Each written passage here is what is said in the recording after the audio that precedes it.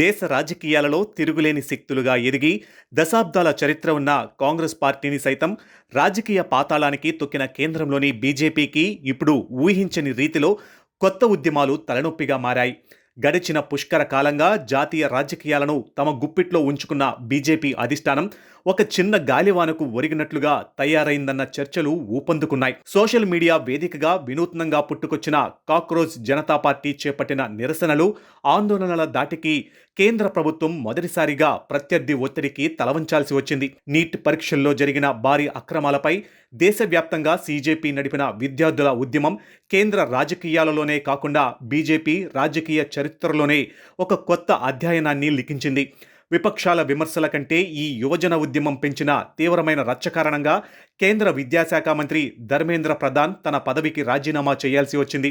దీంతో కేంద్రంలో బీజేపీ ప్రభుత్వం తన తొలి వికెట్ను కోల్పోయి రక్షణలో పడింది. అయితే ఈ నీట్ పోరాటంలో పొందిన విజయం సీజేపీ గెలుపు కన్నా బీజేపీ ఇమేజ్కు జరిగిన ఓటమి, జరిగిన నష్టమే చాలా ఎక్కువగా ఉందనేది పొలిటికల్ ఎనలిస్టుల అభిప్రాయం. ఈ వరుస పరిణామాల ఫలితంగా ఇప్పుడు కేంద్ర ప్రభుత్వంపై విరుచుకుపడేందుకు మోదీ, షా ద్వయంపై రాజకీయంగా నిరంతరం ఒత్తిడి పెంచేందుకు పలు రాజకీయ పార్టీలు, నిరసన గ్రూపులు వివిధ అంశాలతో వీధుల్లోకి వస్తున్నాయి. నీట్ అంశంపై పోరాడిన కాక్రోచ్ జనతా పార్టీ తరహాలోనే ఇప్పుడు ఇథనాల్ బ్లెండెడ్ పెట్రోల్ విధానానికి వ్యతిరేకంగా E20 జనతా పార్టీ పేరుతో సోషల్ మీడియా వీధుల్లో కొత్త ఉద్యమం పుట్టుకొచ్చింది. దీనికి తోడు ఇటు విపక్ష కాంగ్రెస్, దాని మిత్రపక్షాలు కూడా బీజేపీ ప్రభుత్వంపై ఏకకాలంలో దాడి చేసేందుకు సిద్ధమయ్యాయి. ఢిల్లీ రాజకీయాలలో సంచలనం సృష్టించిన ఆమ్ ఆద్మీ పార్టీ అధినేత అరవింద్ కేజ్రీవాల్ ఇప్పుడు E20 పెట్రోల్ సమస్యను ప్రధాన అస్త్రంగా మార్చుకుని నేరుగా రణరంగానికి తెరతీస్తున్నారు. ఇథనాల్ బ్లెండెడ్ పెట్రోల్ విధానానికి వ్యతిరేకంగా ఆగస్టు 3న ప్రధాని నరేంద్ర మోదీ ఇంటి వరకు నిరసన మార్చ్ నిర్వహిస్తామంటూ అప్ అధినేత అరవింద్ కేజ్రీవాల్ సంచలన ప్రకటన చేశారు.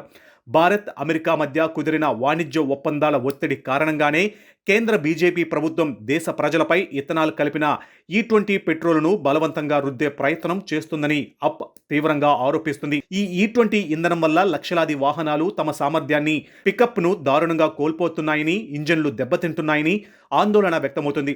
ప్రజలు నార్మల్ పెట్రోల్ వాడాలా లేక ఇథనాల్ కలిపిన E20 ఇంధనాన్ని వినియోగించాలా అనేది పూర్తిగా వారి సొంత ఎంపికకే వదిలేయాలని, అలా కాకుండా ప్రభుత్వం మోనోపొలీని ప్రదర్శిస్తే తీవ్ర పర్యావసనాలు ఉంటాయని ఆప్ హెచ్చరిస్తుంది. తమ మాట వినకుండా బీజేపీ తాను పట్టిన కుందేలుకు మూడే కాళ్లు అనే తీరుతో ఒంటెత్తు పోకడలతో ముందుకు వెళితే ఈ ఇంధన ఉద్యమం దాటికి బీజేపీ మంత్రివర్గం నుంచి మరొక వికెట్ పడడం ఖాయమని ప్రత్యర్థి పార్టీల నేతలు నిప్పులు చెరుగుతున్నారు.